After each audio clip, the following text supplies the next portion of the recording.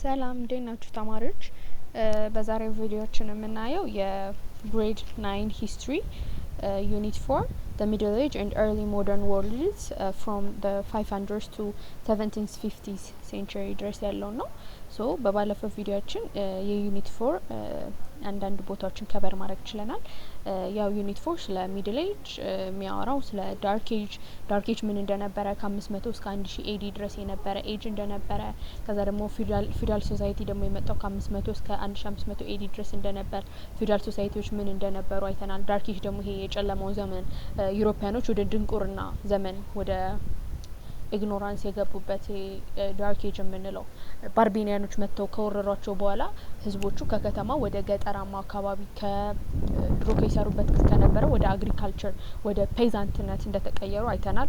ስለ ፊውዳል ሶሳይቲ አይተናል። ከዛ ደግሞ ስለ ባዛንታይን ኢምፓየር ምን እንደነበረ ኢስት ሮማን ኢምፓየር ና ዌስት ሮማን ኢምፓየር ይባሉ እንደነበረ ና በመጨረሻም ዌስት ሮማን ኢምፓየር ኮላፕስ አድርጎ ኢስት ሮማን ኢምፓየር ለብዙ ዘመናት እንደቆየ እና ኢስት ሮማን ኢምፓየር ከዛ ባዛንታይን ኢምፓየር መባሉ ኮንስታንቲን የሚባል መሪ እንደነበራቸው ዋና ካፒታል ሲቲያቸው ኮንስታንቲኖፕል እንደነበረች አይተናል።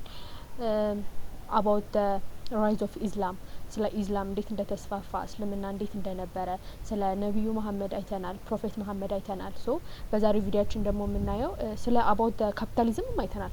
ካፒታሊዝም ከፊውዳሊዝም ወይም ቀደምት ሲል ከነበረው ስርዓት በምን እንደሚለይ ነው ያየነው። ካፒታሊዝም ካፒታልን ወይም ገንዘብን አኩሚሌት የሚያደርጉት ፕሮዳክቲቭ ለሆነ ነገር ለአምራችነት ለመጠቀም ነው። ነገር ግን ድሮ ላይ የነበሩት መንግስቶች በነበሩበት ወይም ድሮ ጊዜ የነበሩት ነገስታቶች ገንዘባቸውን ወይም ይሄ ካፒታላቸውን ኢንቨስት የሚያደርጉት የሆነ ምንድነው አንኢፌክቲቭ የሆነ ነገር ላይ ለምሳሌ የተለያዩ ሞኑመንቶችን ለመስራት ሀውልቶችን ለመስራት ይጠቀሙበት እንደነበር አውርተናል። ሶ በዛሬው ቪዲዮችን ደግሞ የምናየው 4.4 the age of exploration and discovery የሚለውን ነው የምንጀምረው ማለት ነው። So the age of European exploration and discovery was in the 15th and 16th century. age of European በቃ ኤክስፕሎሬሽን and ዲስከቨሪ ማለት ዩሮፒያኖች ዓለምን ለማሰስ ወይም ዲስከቨር ለማድረግ ለማግኘት የሞከሩበት ኤጅ ነውና እንዴት ነው ዓለምን ማሰስ ኤክስፕሎር ማድረግ የጀመሩት ዩሮፒያኖች ስንል በ5ኛው ና በ6ኛው ሴንቸሪ ነው በ15ኛው ና በ16ኛው ሴንቸሪ ነበር in the 5th and 16th century ላይ ነበርና the explorations were in parts initiated by the needs to bypass the Ottoman Turkish blockage of the old long distance trade route from Europe to Far East እንግዲህ ምንድነው ያወራነው በባለፈው ቪዲዮችን ካያችሁት ቪዲዮን ከተመለከታችሁት ኦቶማን ተርኪሾች ኤዥያ ማይነርን ሙሉ ለሙሉ ተቆጣጥረውት ነበረ። እነ ኖርዝ አፍሪካን ሁላ ሳይቀር ተቆጣጥረውት ነበረ። ሶ የዛን ጊዜ ላይ በተቆጣጠሩበት ጊዜ ዩሮፒያኖች መሀል ላይ በመሆን ኢንተርሚዲየት በመሆን ቱርኮቹ ንግዱን ከዩሮፕና ወደ ፋሪስት ያለውን እነሱ ነበሩ ሲያካሂዱት የነበረውና ዩሮፒያኖች ወደ ፋሪስት እንዲሄዱ አይፈቅዱላቸውም ነበር፣ ዘግተውባቸው ነበር ማለት ነው በሎንግ ዲስታንስ ትሬድ ሩት። ሶ ዩሮፒያኖች ኤክስፕሎር ለማድረግ የተነሱበት ምክንያት ምንድነው? ቱርኪሽ ከያዘችው ብሎክ ካደረገችው ውጪ እንዴት ነው ወደ ፋሪስት ሄደን ንግድ ማድረግ የምንችለው፣ ንግድ የተለያዩ ኢምፖርት ጉድስ እንዴት ነው ወደኛ ማስገባት የምንችለው የሚለውን ሀሳብ በማምጣት ነበር ማለት ነው ኤክስፕሎሬሽን ወይም አሰሳን የጀመሩት ማለት ነው። ፋክተርስ that encouraged the explorations and discoveries were ምንድናቸው? ኢንኮሬጅ ያደረገው ኤክስፕሎሬሽኖች እና ዲስከቨሪዎች ስንል አንደኛ እንዲፈጠር ያደረጉ ነገሮች ያባባሱ ነገሮች ምንድናቸው? አንደኛ ዩሮፒያንስ ኢንትረስት ኢን ዘ ሎንግ ዲስታንስ ትሬድ ኤንድ ኒው ኢንቬንሽንስ ላይክ ዘ ኮምፓስ። አንደኛ ዩሮፒያኖች ሎንግ ዲስታንስ ትሬድ ላይ ንግዱ ላይ በጣም ኢንተረስት ፍላጎት ነበራቸው። ፕላስ ደግሞ አዳዲስ ግኝቶች ነበር። ኮምፓስ መጥቶ ነበር በዛን ጊዜ። ኮምፓስ ካወቃችሁ አቅጣጫ የሚጠቁም ማለት ነው። ይሄ ኖርዝ ኢስት ሳውዝ እያለ የሚጠቁም አቅጣጫ ጠቋሚ ኮምፓስ በዛን ጊዜ ነበር የተገኘው። ሶ ኮምፓስን መምጣቱ አንደኛ ሌላኛው ለኤክስፕሎሬሽን እንዲመጣ ፋክተር ነበረ። ሁለት in addition the developments of better maps and ships and the growing interests in the geographical knowledge fueled in the idea of exploration. ሌላኛው ደግሞ the developments of better maps አዳዲስ የሆኑ ማፖች ወይም ካርታዎች መምጣታቸው፣ ሺፖች መርከቦች መምጣታቸው እና the growing interest in geological knowledge እና ደግሞ ይሄ ስለ መልክዓ ምድር ጥናት ፍላጎት ማዳራቸው ለኤክስፕሎሬሽን ሌላኛው መነሳት ምክንያት ነው። ሶስተኛው ምንድነው? Prince Henry the Navigator from 1394 up to 1460 of Portugal and Queen Isabella from 1451 up to 1504 of Spain who supported the voyages of explorers also inspired the exploration. ሌላኛው ደግሞ ፕሪንስ ሄንሪ ልዑል ሄንሪ the navigator የሚባለው ከ1394 እስከ 1660 ድረስ የነበረው ልዑል ሄንሪና የፖርቹጋሉ ልዑል ሄንሪና ኩዊን ኢዛቤላ ደግሞ ንግስት ኢዛቤላ ኦፍ ስፔን የስፔን የነበረችው ከ1451 እስከ 1504 የነበረችው የስፔን ንግስት ደግሞ ይሄንን who supported the voyage of explorers የሚያደርጉት ወይም እነዚህ አሻሾቹ አጥኞቹ የሚያደርጉትን ሀሳብ ይደግፉ ነበርና ሰፖርት ያደርጉ ነበር። ይሄ ማሰስን ወይም አንድን ቦታ ሄዶ እንደ አዲስ ማግኘትን ኢንስፓየር ያደርጉ ያነሳሳቸው ነበር ይደግፏቸው ነበር ማለት ነውና they sponsored voyages for the sake of their own economy religion and glory እና ይሄንን የሚደግፉ voyageዎችን ወይም እነዚህ ግኝቶችን የሚደግፉበት ምክንያት ደግሞ የራሳቸውን ኢኮኖሚ ሃይማኖታቸውንና ዝናቸውን ለማሳደግ ሲሉ ነበር ማለት ነው። Spain and Portugal were the leaders in explorations and discoveries in the 15th and 16th century እና ስፔን እና ፖርቹጋል ደግሞ በዚህ በኤክስፕሎሬሽን ጊዜ በግኝቱ ጊዜ ኤክስፕሎር በሚደረግበት ጊዜ በነበረበት በ15ኛው በ16ኛው ሴንቸሪ በቃ ዋና መሪዎች ነበሩ በማሰስ ላይ ማለት ነው። ሁሌም ፈተና ላይ ማትሪክ ጥያቄ ላይ ምንም ነገር ላይ ብዙ ጊዜ መምህራኖችም ይሄን ጥያቄ ይደጋግሙታል። who were the leaders in the exploration discoveries in the 15th and 16th century ይላሉ። ማናቸው?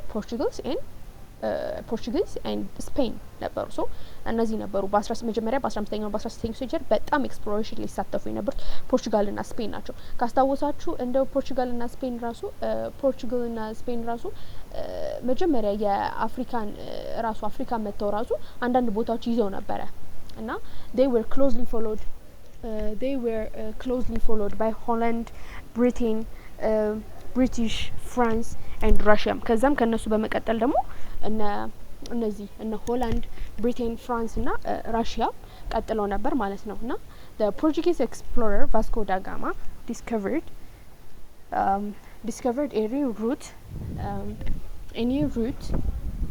a new sea route to India and the Far East ከዛም ይሄ ፖርቹጊዝ ኤክስፕሎረር ነበር ቫስኮ ዳ ጋማ ይባላል። ቫስኮ ዳ ጋማ ምን አደረገ? ለመጀመሪያ ጊዜ አዲስ ሩት አመጣ።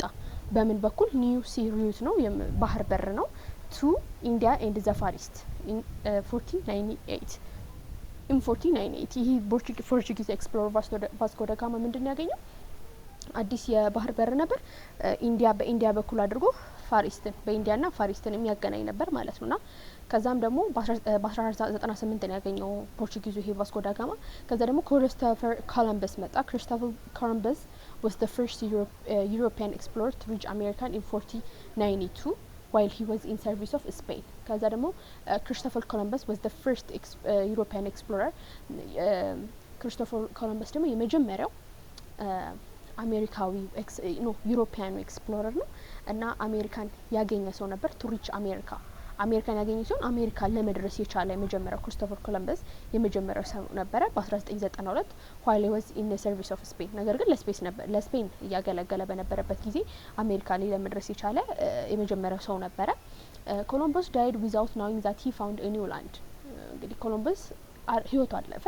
እናም ከመሞቱ በፊት ያገኘው ቦታ ራሱ አዲስ ቦታ እንደነበር ራሱ ሳያውቅ ነው ህይወቱ ያለፈውና the land found come to known as America from the name of an Italian map maker called Amerigo Vespucci እና the land found እናም ይሄ ያገኘው መሬት ኮሎምበስ ያገኘው መሬት ምን ነበር? አሜሪካ ትባል ነበር እና አሜሪካም የሚለው ስያሜ ራሱ ያገኘችው ከኢታሊያን ማፕ ሜከር የኢታሊያን ወይም የጣሊያናዊ የነበረ የካርታ ሰሪ በነበረው አሜሪጎ ቬስፑሲ በሚባል ሰውዬ ነበርና the newly discovered area also became known as the new world ከዛ ይሄ አዲስ የተገኘው ቦታ ራሱ አዲሱ ዓለም የሚል ስያሜ ራሱ ተሰጥቶት መታወቅ ጀመረ ማለት ነውና the Portuguese Ferdinand Magellan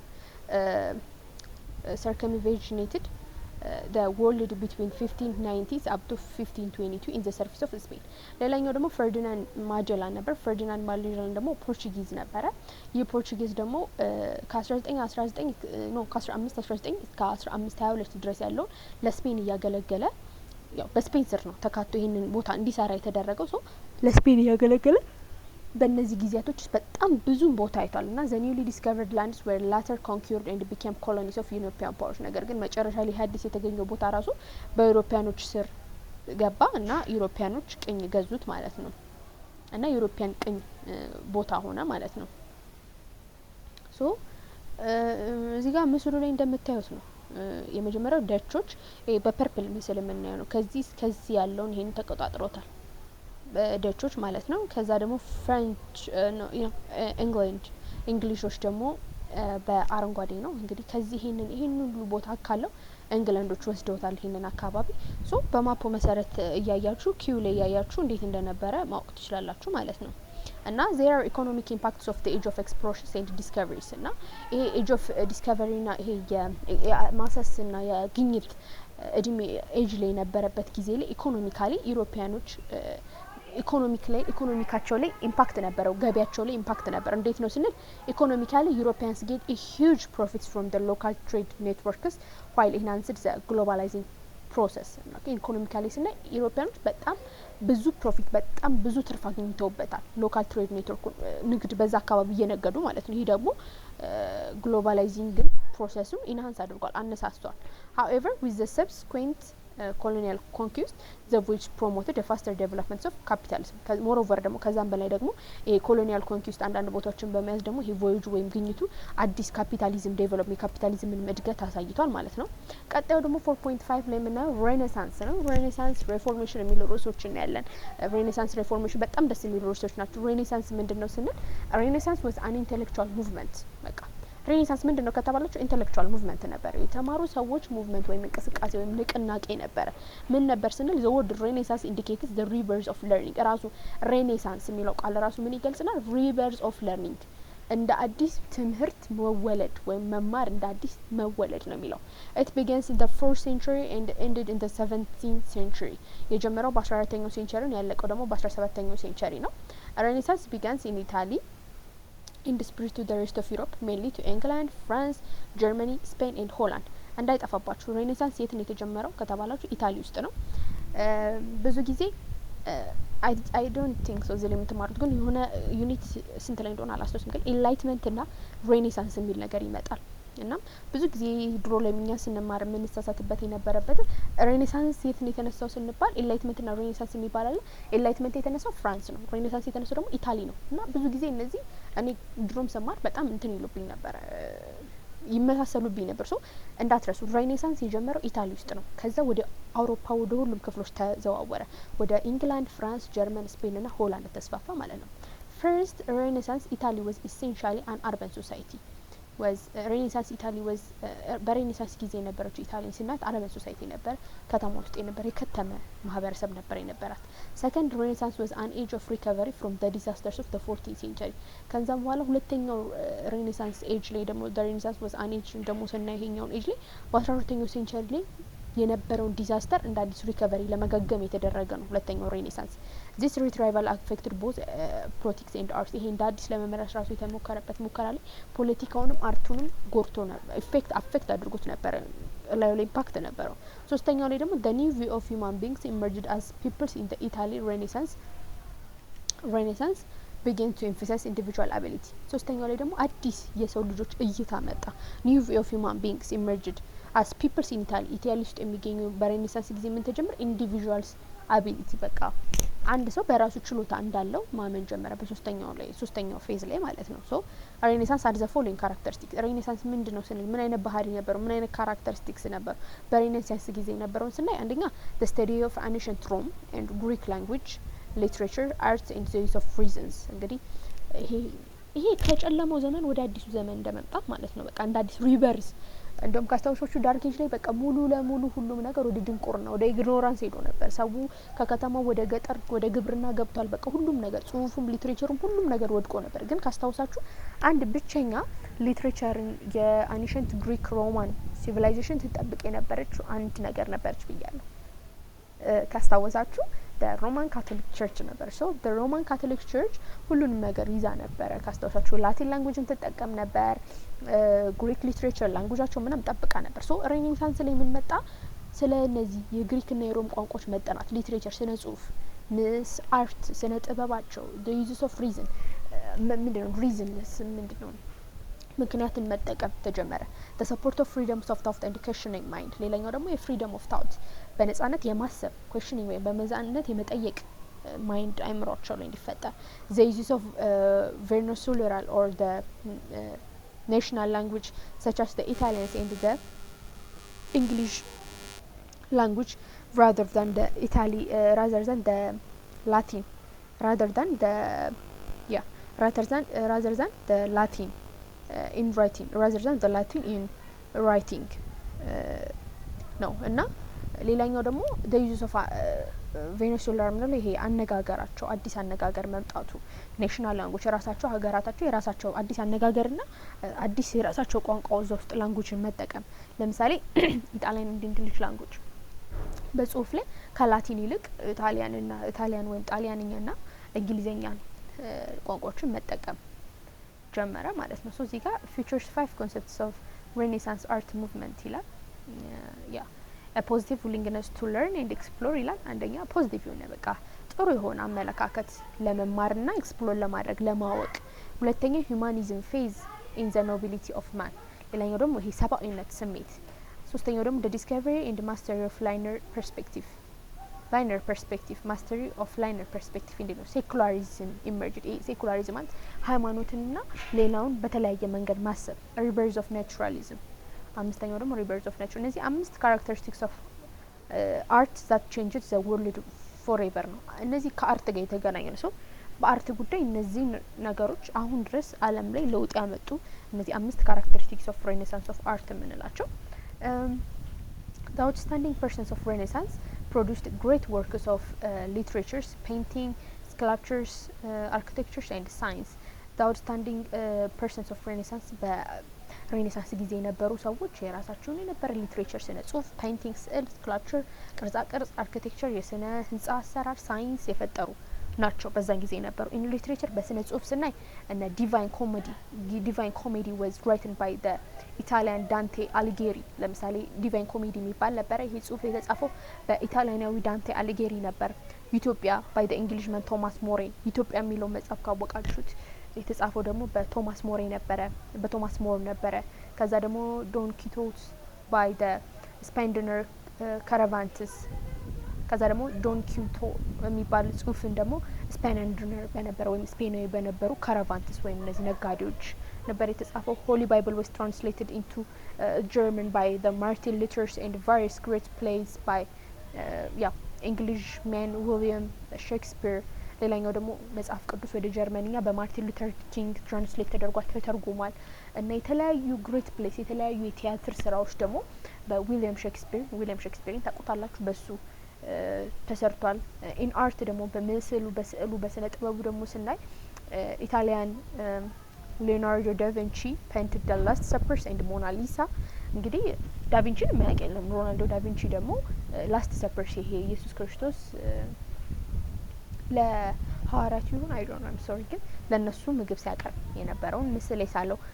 ሊዮናርዶ ዳቪንቺ ነው ከዛ ሞናሊዛን የማያውቃት የለም ሞናሊዛን የሳላት ሊዮናርዶ ዳቪንቺ ነው ከዛ ደግሞ the Italian Michelangelo painted the creations of Adam and made a statue of David Moses and the Virgin and the dead Christ ሌላኛው ደግሞ ሚካኤላንጀሎ ጣሊያን ነው የነበረው ሚካኤላንጀሎ the creations of Adam የሚል ምስል made the statue of David የዳዊትን ስታቹ ቅርጽ የሙሴን ማለት ነው ከዛ the Virgin and the dead Christ ከዛ ደግሞ የእመቤታችን ድንግል ማርያምን እና የኢየሱስ ክርስቶስን ቅርጽ ይሰራልን ነበረ in science በሳይንስ ደግሞ ስናይ እና ማን ነበሩ ስንል the Belgian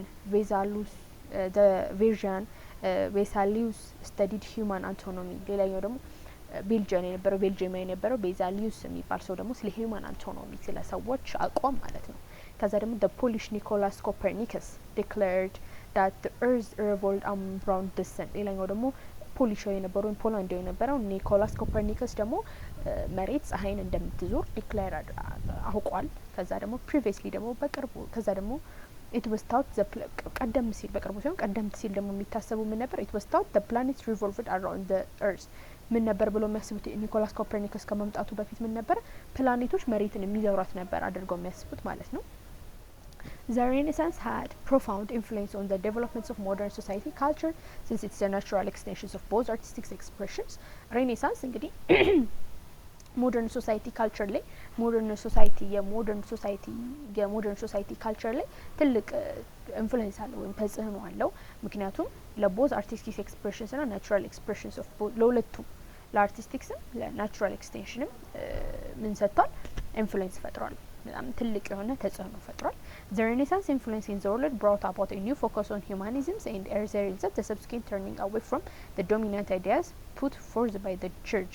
ሌላኛው ደግሞ ሬኔሳንስ ሌላ ምን አይነት ተጽዕኖ ነው የፈጠረው ስንል a new focus on humanism ላይ ወይም የሰብአዊነት ላይ አስቧል። ምክንያቱም ቀደምት ሲል በቸርች ነበረ ሰው ዶሚናንት አይዲያ የነበረው ከቸርች የሚመጣ ሀሳብ ነበር። አሁን ላይ ግን ሰብአዊነት የሰው ልጅ ራሱ የሚያስበው ሁማኒዝም መጥቶ ነበር። the dawning recognitions of human potentials the dawning recognitions of human potential and specific inquiry shaped the courses of the world history and still influences the contemporary societies and ካልቸርስ ቱዴይ። እናም ደግሞ እንዴት ነው የሰው ልጅን ፖቴንሻል ማውጣት በሳይንቲፊክ ኢንኩዌሪ የመጡ ነገሮችን ማስተዋወቅ ስቲል አሁን ላይም ኮንቴምፖራሪ ሶሳይቲ ላይ አሁን ላይ ያለው ማህበረሰብ ካልቸር ላይ ራሱ ትልቅ ተጽዕኖ አለው ማለት ነው። 4.6 ላይ የምናየው ደግሞ ሪፎርሜሽን ነው። ሪፎርሜሽን ምንድን ነው ስንል እናያለን። ዋት ኢዝ ሪፎርሜሽን ስንል ሪፎርሜሽን ዋዝ ሪሊጂየስ ሙቭመንት። ያኛው ምንድን ነው ብለናል? ሬኔሳንስ ኢንተሌክቹዋል ሙቭመንት ነው ብለናል። ሪፎርሜሽን ደግሞ ሪሊጂየስ ሙቭመንት ዛት ሊዝ ዘ ኤመርጀንሲ ኦፍ ፕሮቴስታንቲዝም ፍሮም ዘ ካቶሊክ ቸርች አት ዘ ቢጊኒንግ ኦፍ 16th ሴንቸሪ ነው። በቃ ሪፎርሜሽን ደግሞ ሪሊጂየስ የሃይማኖታዊ እንቅስቃሴ ንቅንቅ ነው። ምንድነው ከካቶሊክ ቸርች ፕሮቴስታንቲዝም እንዲወጣ ያደረገው ነገር በ16ኛው ሴንቸሪ ላይ ማለት ነው። በቃ ፕሮቴስታንቲዝም ከካቶሊክ ቸርች የወጣበት ነው እና ኢትስ ቢጊንስ ኢን ዘ ጀርመኒ ኤንድ ሌድ ባይ ዘ ማርቲን ሉተር ኢን ዘ 1570s ኢን ዘ 1570s የጀመረው ጀርመን ውስጥ ነው። ሬኔሳንስ ምን ውስጥ ነው ብለናል? ኢታሊ ውስጥ ነው። ይሄኛው ደግሞ የጀመረው ጀርመኒ ውስጥ ነው። በማን ነው የተመራው? በማርቲን ሉተር ነው የተመራው በ1517 ላይ። እናም ዋናው ኮዙ ምን ነበር ስንል the causes were social, political, religious and economics። ሶሻሊም፣ ፖለቲካዊም፣ ሃይማኖታዊም ኢኮኖሚካዊ ለውጥ አለው ምክንያት አለው ማለት ነው። የሆነበት ምክንያት look at the causes of the reformation in the chart below። ከስር ቻርት አለ። ምንድነው ሶሻል፣ ምንድነው ፖለቲካ፣ ምንድነው ኢኮኖሚክ ስንል አንደኛ ሶሻል ስንለው ወይም በማህበረሰብ ወይም እንደ ሶሳይቲ ወይም ስናየው አንደኛ ሬኔሳንስ ቫሊ ኦፍ ሂውማኒዝም ኤንድ ዘ ሴኩላሪዝም ሊድ ፒፕልስ ቱ ኩዌስችን ዘ ቸርች። አንደኛው ሶሻል ስንል ይሄ ሬኔሳንስ ያመጣው ነገር ካስታውሳችሁ ሂውማኒዝም የሰው ልጅ እንደ ሰብአዊነት እንደ ሰው ማሰብ ጀምሮ ነበር። ሴኩላሪዝም መጥቶ ነበር። ሃይማኖትና የሰው ልጅ ህይወት ላይ ሃይማኖትና ላይክ ከሃይማኖት የተለየ መምጣት ማለት ሃይማኖት የምትለውን ብቻ መቀበል ማቆም ጀመረ። በዚህ ሰዓት ማለት የቤተ ክርስቲያኒቷ የምትሰራቸው ነገሮች ጥያቄ ውስጥ መክተት ጀመረ ማለት ነው። ሶ ከዛ ደግሞ the painting press helped to spread the idea critical of the church። ሌላኛው ደግሞ ይሄ ፕሪንቲንግ ፕሬስ ወይም ይሄ በፕሪንት የሚደረጉ የክሪቲካል ኦፍ the church the idea of critical የቤተ ክርስቲያኒቷን ሀሳብ ማስፋፋት ጀመረ። ከዛ ደግሞ ፖለቲካሊ ምንድነው ፖለቲካ ስንል አንደኛ ፓወርፉል ሞናርኪስ ቻሌንጅ the church as a supreme power of Europe። እና ደግሞ እዚህ የፓወርፉል የቤተ ክርስቲያኒቷ ላይ የሚገኙ ፓወርፉል ሞናርክስ ቻሌንጅ the church as a supreme power of Europe። ፓወርፉል የነበሩ ንጉሶች ቤተ ክርስቲያኒቷ ላይ በጣም ተጽዕኖ ይፈጥሩ ጀመረ ዩሮፕ ውስጥ ማለት ነው። እነሱ የበላይ ሆኑ ከቤተ ክርስቲያኒቷና many leaders viewed the pope as a foreign ruler and challenged his authority። ና በጣም ብዙ መሪዎች ፖፑን ወይም ጳጳሶቹን የሚመለከቷቸው ልክ እንደ ውጪ መሪ አድርገው ነው። ምክንያቱም በቃ ተጽዕኖ ይፈጥሩብናል፣ መምራት ላይ ተጽዕኖ ይፈጥሩብናል፣ ስልጣናችን ላይ ችግር ይፈጥሩብናል ብሎ ስለሚያስቡ ማለት ነው። and rulers and challenged his authority እንደዛ ነው የሚመለከታቸው ነበር። ኢኮኖሚካሊ ስንመለክ ደግሞ ዩሮፒያን ፕሪንሰስ ኤንድ ኪንግስ were jealous of the church wealth። የዩሮፒያን ንጉሶች ልዑሎች ማለት ይቻላል ሁሉ ማለት ይቻላል በቤተ ክርስቲያኒቷ ሀብት ይቀኑ ነበረ። እና merchants and other recent having to pay tax to the church እና መርቸንቶች ነጋዴዎችና ሌሎች ሰዎች ለቤተ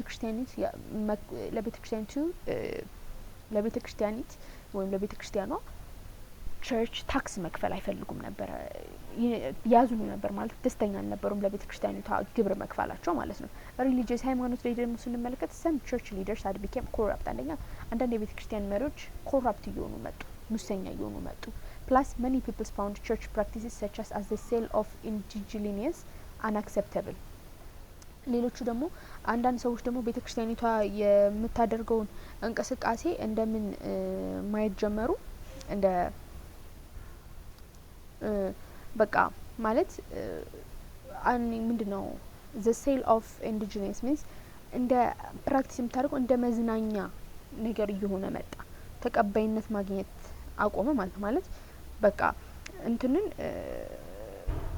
ምንድነው የሰው ልጅ ምንድነው ይሄ ገነት የሚገባው ወይም ፍትህ የሚያገኘው ወይም ንስሐ መግባት ሲሆን ምንድነው የሚባለው ፍትህ ሳይሆን ወደ ገነት የሚገባው ወይም ንጹህ የሚሆነው በገንዘብ አደረጉት ማለት ነው።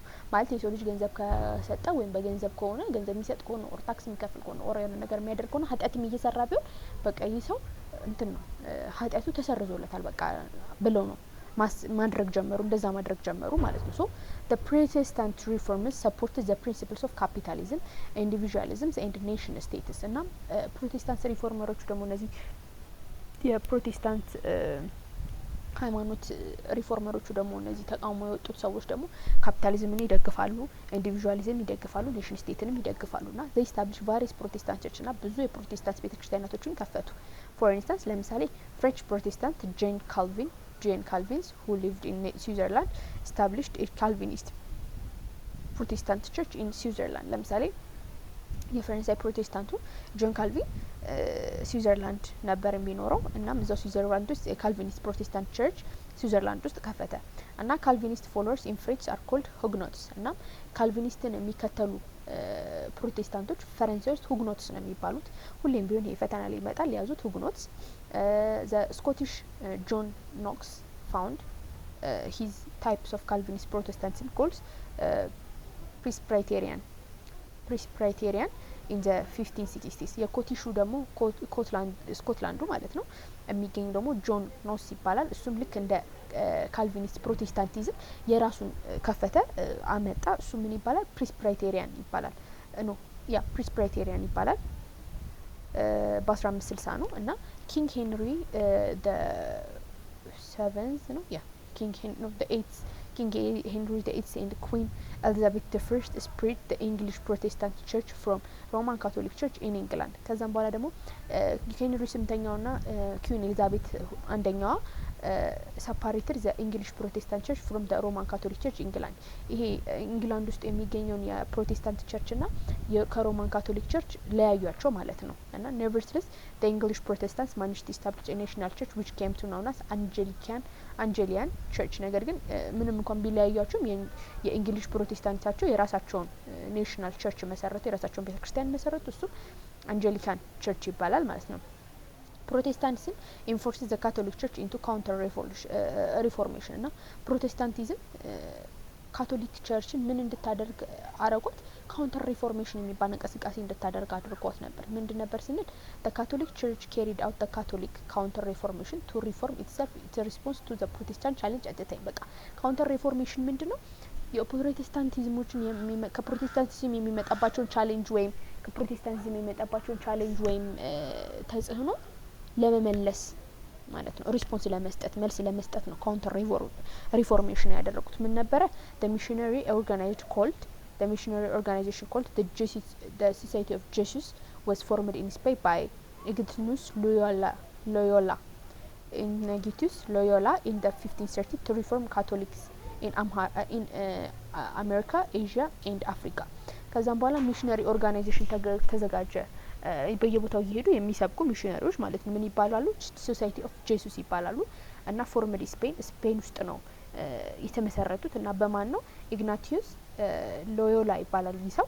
እና ምንድነው? ካቶሊኮች ናቸው እና ካቶሊክን ወደ አሜሪካ፣ ወደ ኤዥያ እና ወደ አፍሪካ የሚሰብኩ ናቸው ማለት ነውና the member of the society was called Jesus were active in Americans እና አሜሪካ ውስጥ በጣም አክቲቭ የሆኑት እነዚህ የሶሳይቲ ኦፍ ጄሱስ የሚባሉት እንትኖች ጄሱስ ይባላሉ። መንበሮች ወይም አባላቶች ማለት ነው። አንቲ ካቶሊክስ were attacked and even were killed። አንቲ ካቶሊክ ያልሆኑ ህዝቦች ደግሞ ጥቃት ይደርስባቸዋል፣ አንዳንዴ ደግሞ ይገደላሉ ሁላ ማለት ነውና the peasants wars of German against the Catholics were fought between 1524 up to 1525። ለምሳሌ በጀርመን the peasants wars of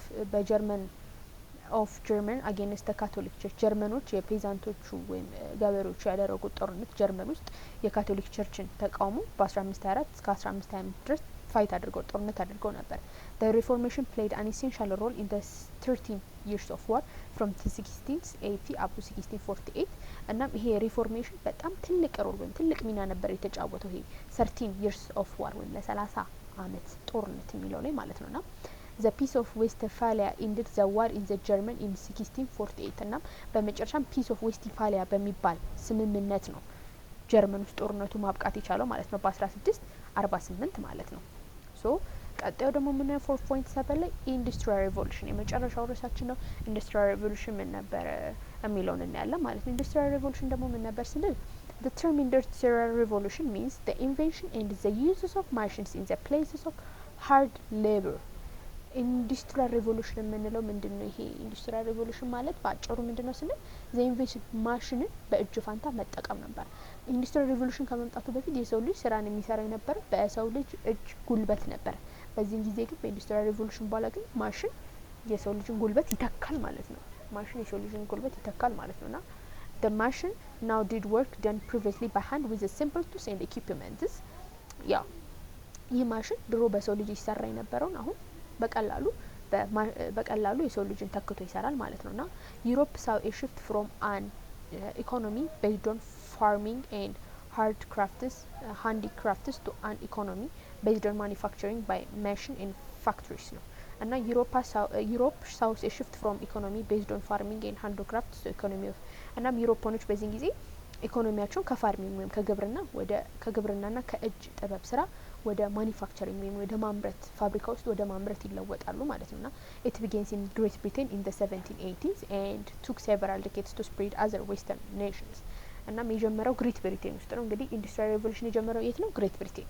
ሬኔሳንስ ሲቲዝን የጀመረው ኢታሊ። ሪፎርሜሽን የት ነው የተጀመረው? ጀርመኒ እንዳይጠፋባችሁ። ሶ ግሬት ብሪቴን በ1780 ነው የጀመረችው ና ቱክ ሴቨራል ዴኬድስ ቱ ስፕሬድ ና በጣም ብዙ አመታቶች ፈጅቶታል ወደ ኖርዘርን ኔሽን ለመስፋፋት ማለት ነው ና ዘ ማሽን ኦፍ ኢንዱስትሪያል ሪቮሉሽን ዋዝ ኦፕሬትድ ባይ ኒው ፎርምስ ኦፍ ፓወር ናውን አስ ስቲም ፓወር ኤንድ ፕሬስድ ዘ ኤርሊ ዊንድ ኤንድ ዋተር ፓወር እና ኢንዱስትሪያል ሪቮሉሽን መጀመሪያ ኦፕሬት የተደረገው በአዲስ ኃይል ነው። ይህ አዲስ ኃይል ምንድነው? የስቲም ፓወር ወይም የእንፋሎት ኃይል ነበረ። ቀደም ሲል ይጠቀሙት የነበረው የንፋስና የውሃ ኃይል ነበር። ከዛም በእንፋሎት ኃይል ተተካ ማለት ነው። ሳቨሪ from 1898 and newcomer from 1705 up to 1711 እናም ሳቨሪና ኒውካመር ሳቨሪ ኤንድ ኒውካመር ከዛ ጄምስ ዋት ሳቨሪና ኒውካመር ነበሩ ይሄን ስቲም ፓወሩን ያመጡት። ነገር ግን ጄምስ ዋት improved the steam engines and adopted them for operating all kinds of machinery including machine in factory። ከዛም ጄምስ ዋት እነዚህ ሳቨሪና ኒውካመር ያመጡትን እሱ እንደ አዲስ አሻሻለው ይሄ ስቲም ኢንጂኑን ወይም ይሄንን የስቲም ኢንጂን የእንፋሎት ማሽኑን እናም በተለያዩ ቦታ እንዲሰራ ይሄ የእንፋሎት ኃይሉ ወደ ተለያዩ ፋክተሪዎች ወይም የተለያዩ ፋብሪካዎች ውስጥ ገብቶ እንዲሰራ ማለት ነው። እናም then the steam power was applied to transport the first steamboat at the rivers and then steamship at sea። እናም ለመጀመሪያ ስቲም ይሄ መጀመሪያ እንፋሎት ኃይል ለመጀመሪያ ጊዜ ስቲምቦት ትንሽዬ የስቲም ጀልባን ከእንፋሎት የምትሰራ ጀልባን ሪቨር ላይ ወንዝ ላይ እንዲሄድ አድርጓል። ከዛ በኋላ ደግሞ ስቲምሺፕ በትልቁ የእንፋሎት መርከብ ባህር ላይ እንዲሄድ አድርጓል ማለት ነው። ፋይናሊ ስቲም ፓወር was used as a land transport in the forms of railway and the first railway locomotive was built in 1804። እናም በመጨረሻም ይሄ ስቲም ፓወር ወይም የእንፋሎት ኃይል ለሬልዌይ ወይም ለባቡር ሀዲድ እንቅስቃሴ ማገልገል ጀመረ። ሶ ለመጀመሪያ ጊዜ በ1804 የመጀመሪያው ባቡር ሀዲድ ላይ እንዲሰራ የተደረገው በ1804 ነውና by the mid 19th century Great Britain had become the world's first richest industrial nation። በመጨረሻም by the mid 19th century በ19ኛው ሴንቸሪ አጋማሽ ላይ ግሬት ብሪቴን ወይም ሀያሊቷ ብሪታንያ የመጀመሪያዋ የዓለም ላይ የምትገኝ ሀብታም የሆነች ናሽናል ኢንዱስትሪያል ኔሽን ሆነች። its cotton industry alone in 1850 was equal in the size of industry of all other European countries combined። እና ኮተን ኢንዱስትሪ ራሱ ይሄ የጥጥ ኢንዱስትሪ ራሱ በ1850 የነበራት የሁሉም